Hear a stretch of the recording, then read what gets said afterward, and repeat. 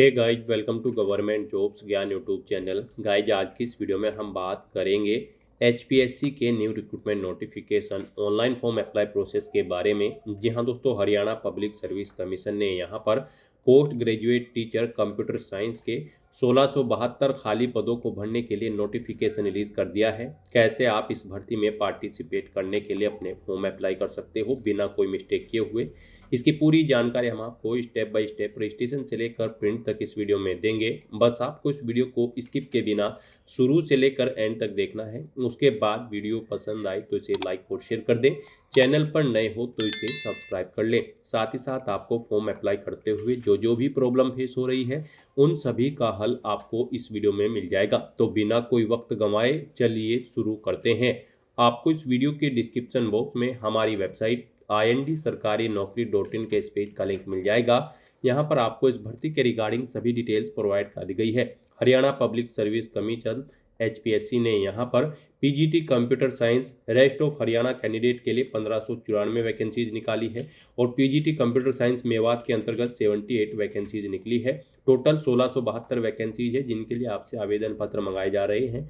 आप 16 फरवरी 2026 से 9 मार्च 2026 तक अपने फॉर्म अप्लाई कर सकते हैं। यहाँ पर आपके पास एमएससी कंप्यूटर साइंस या फिर एमसीए की डिग्री या फिर बीटेक कंप्यूटर साइंस में या फिर कंप्यूटर इंजीनियरिंग या फिर आईटी में यहाँ पर आपके पास कोई रेगुलर कोर्स होना चाहिए 55% मार्क्स के साथ किसी भी वेल रिकॉग्नाइज्ड यूनिवर्सिटी से। और यहाँ पर 10वीं में आपके पास हिंदी और संस्कृत एक सब्जेक्ट के तौर पर होनी चाहिए या फिर आपके पास 10+2 में या फिर बीए या फिर एमए में हिंदी एक सब्जेक्ट के तौर पर होना चाहिए। साथ ही साथ आपके पास एसटीईटी का सर्टिफिकेट होना चाहिए यहाँ पर, या फिर आपके पास एसटीईटी का सर्टिफिकेट होना चाहिए और आपकी यहाँ पर गुड एकेडमिक रिकॉर्ड होनी चाहिए। 18 से 42 साल आपकी आयु सीमा रखी गई है। जनरल और अदर स्टेट कैंडिडेट के लिए 1000 रुपये फीस है। DSC, OSC, BC, EWS female candidate के लिए 250 रुपये फीस है, जो कि आप यहाँ पर ऑनलाइन मोड से जमा करा सकते हो। पीएच कैंडिडेट के लिए कोई फीस नहीं है। सिलेक्शन आपका screening test, subject knowledge test, interview और वाइवा वॉइस टेस्ट के आधार पर होगा। आप ऑल इंडिया से ऑनलाइन मोड में अप्लाई कर सकते हो। उसके लिए आपको इस पेज को नीचे स्क्रॉल डाउन करना है, इंपॉर्टेंट लिंक सेक्शन में आना है, ऑफिशियल नोटिफिकेशन पीडीएफ लिंक पर क्लिक करके इस भर्ती के नोटिफिकेशन को ओपन कर लेना है और इसमें से आपको पूरी डिटेल रीड कर लेनी है। यहाँ पर आपको सभी डिटेल्स प्रोवाइड कर दी गई है, जैसे कि क्या पोस्ट का नाम है, कितनी उसके लिए नंबर ऑफ वैकेंसीज है, कैसे आप अप्लाई कर सकते हो, कब से कब तक आप अप्लाई कर सकते हो, क्या आपका एलिजिबिलिटी क्राइटेरिया होना चाहिए। पूरी जानकारी आपको इस नोटिफिकेशन में दे दी गई है। आप सभी डिटेल्स यहाँ से रीड करें, उसके बाद अपने फॉर्म अप्लाई कर लें। फॉर्म अप्लाई करने के लिए भी आपको हमारी वेबसाइट के इसी पेज पर ही अप्लाई ऑनलाइन का लिंक दिया गया है। जैसे ही आप इस लिंक पर क्लिक करेंगे आपके सामने हरियाणा पब्लिक सर्विस कमीशन का ये पोर्टल ओपन होगा।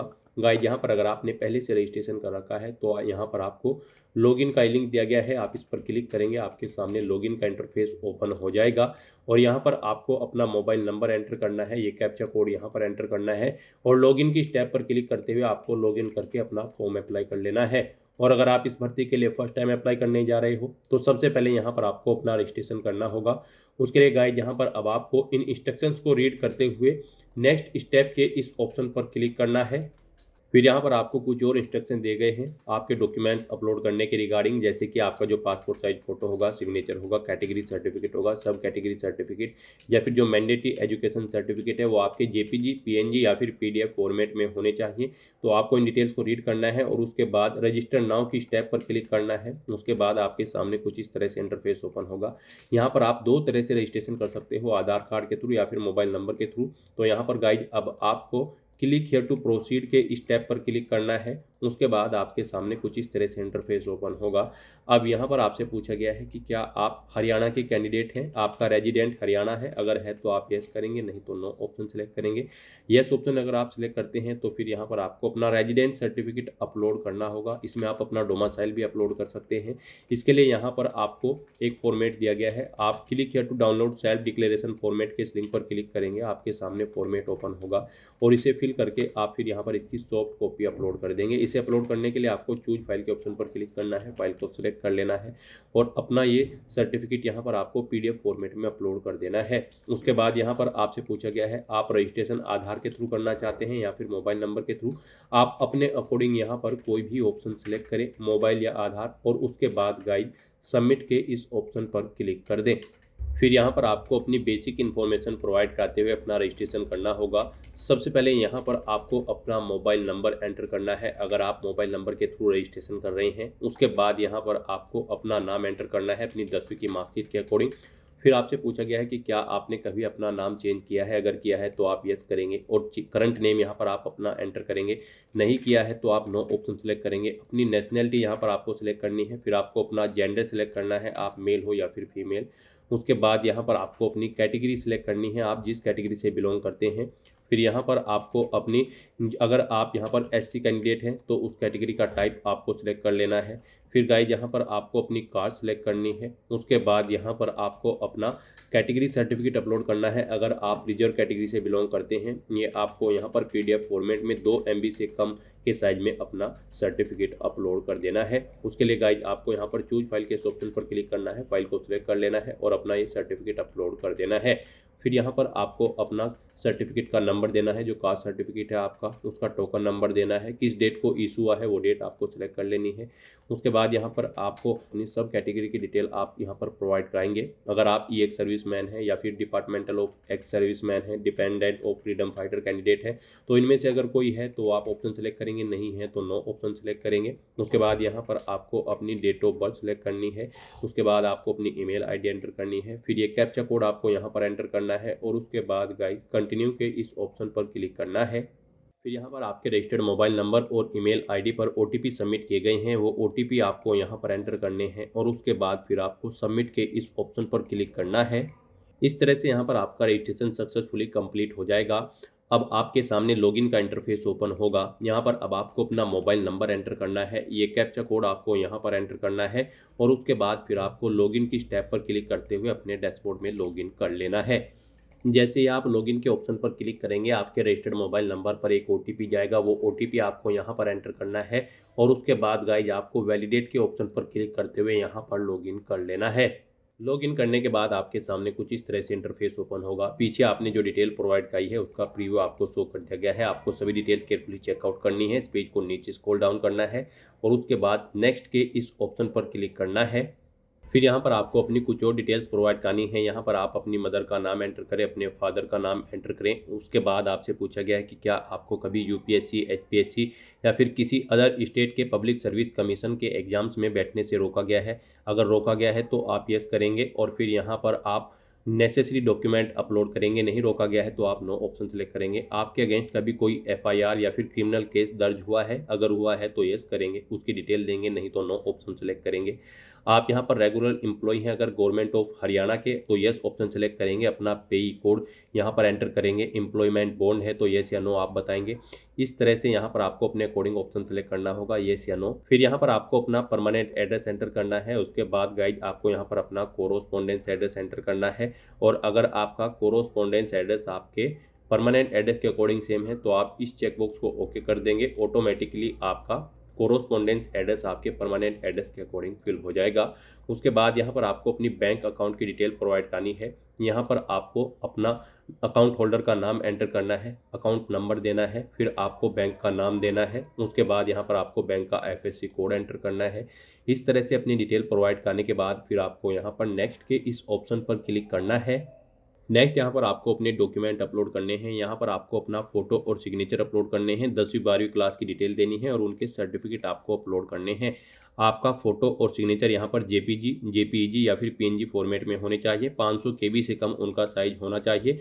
फोटो की जो डायमेंशन है उसकी रेंज 132 पिक्सल से 170 पिक्सल और 160 पिक्सल से 204 पिक्सल के बीच में रखी गई है। और सिग्नेचर की जो डायमेंशन की रेंज है वो 132 पिक्सल से 57 पिक्सल और 160 पिक्सल से 68 पिक्सल के बीच में रखी गई है। तो यहाँ पर आपको अपना फोटो सिग्नेचर अपलोड करने के लिए चूज फाइल के ऑप्शन पर क्लिक करना है, फाइल को सिलेक्ट कर लेना है और 1 बाय 1 करके अपना फोटो और सिग्नेचर यहाँ पर आपको अपलोड कर देने हैं। उसके बाद यहाँ पर आपको अपनी 10वीं और 12वीं क्लास के डिटेल प्रोवाइड करते हुए उनके सर्टिफिकेट या फिर डिग्री आपको या फिर मार्कशीट अपलोड करनी है। यहाँ पर आपको सबसे पहले 10वीं क्लास की डिटेल देनी है। इसमें आपको बोर्ड का नाम सिलेक्ट करना है, जिस बोर्ड से आपने अपनी 10वीं क्लास पास आउट की है आप यहाँ पर बोर्ड का नाम सिलेक्ट करें। उसके बाद पासिंग ईयर आप सिलेक्ट करें। उसके बाद अपना 10वीं का रोल नंबर एंटर करें, कितने मार्क्स आपने ऑब्टेन किए हैं वो यहाँ पर आप एंटर करें। टोटल कितने मार्क्स थे जिसमें से आपने मार्क्स ऑब्टेन किए हैं वो आप एंटर करें। आपकी परसेंटेज इन मार्क्स के अकॉर्डिंग कैलकुलेट करके आपको शो कर दी जाएगी। और फिर यहाँ पर आपको अपनी 10वीं की मार्कशीट या फिर सर्टिफिकेट अपलोड कर देना है। उसके लिए आपको चूज फाइल के ऑप्शन पर क्लिक करना है, फाइल को सेलेक्ट कर लेना है और अपना सर्टिफिकेट या फिर मार्कशीट अपलोड कर देनी है। यहाँ पर आपको पीडीएफ फॉर्मेट में अपलोड करनी है, 2 MB से कम उसका साइज होना चाहिए। सेम ऐसे ही यहाँ पर आपको अपनी 12वीं क्लास की डिटेल भी प्रोवाइड करनी है। आप बोर्ड सेलेक्ट करें, जिस बोर्ड से आपने अपनी 12वीं क्लास पास आउट की है, ईयर सेलेक्ट करें, रोल नंबर एंटर करें, कितने मार्क्स आपने ऑब्टेन किए हैं वो एंटर करें, टोटल मार्क्स एंटर करें, इनके अकॉर्डिंग आपकी परसेंटेज यहाँ पर आपको शो होगी और फिर यहाँ पर अपनी 12वीं की मार्कशीट या फिर सर्टिफिकेट भी आप अपलोड कर दें। इस तरह से अपने डिटेल प्रोवाइड करने के बाद गाइज फिर आपको यहाँ पर सेव के इस ऑप्शन पर क्लिक करना है। इस तरह से यहाँ पर आपकी प्रोफाइल कंप्लीट हो जाएगी। फिर आपके सामने कुछ इस तरह से इंटरफेस ओपन होगा।